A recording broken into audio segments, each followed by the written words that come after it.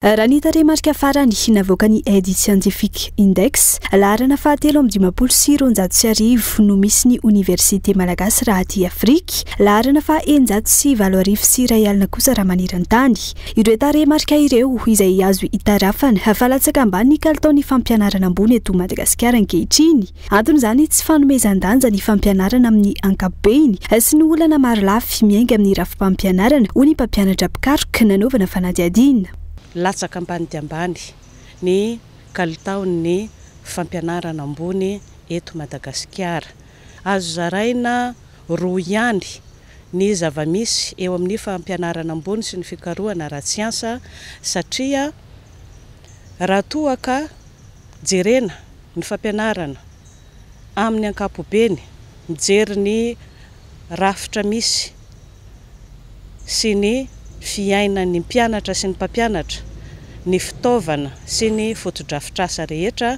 dia tena mipetraka izay fahambanin'ny laharana mirefarefa izay. Manoloana izany, tsy nijanona nanolotra sosikevitra tany amin'ireo ministera tompon'andraikitra ny teo anivon'ny sendika CSS hanarenana ny fampianarana ambony sy ny fikarohana ara-tsiansa saingy tsy mbola nankatoavina hatramin'izao. Ho anay sendika manokana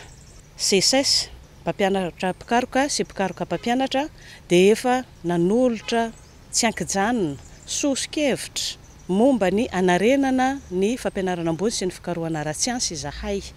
ary efa eny ampelatana ny tompon'andraikitry ny ministera piahy izany sosikevitra izany ary marihana fa ireo vahaolana ireo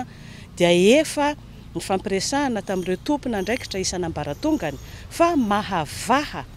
ny olona ny fiverimberenan'ny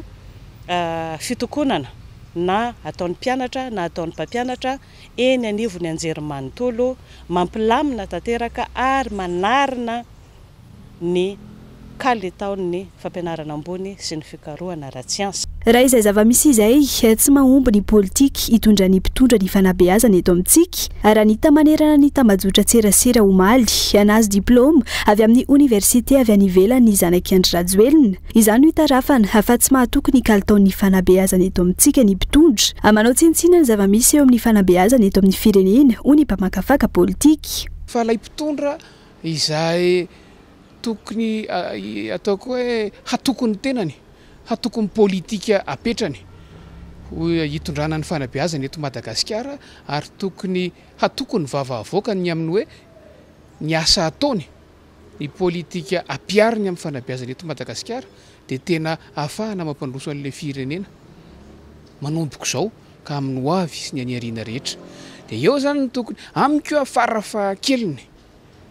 amin'ny tokony ho fitaratra avy amin'ny mpitondra ny hoe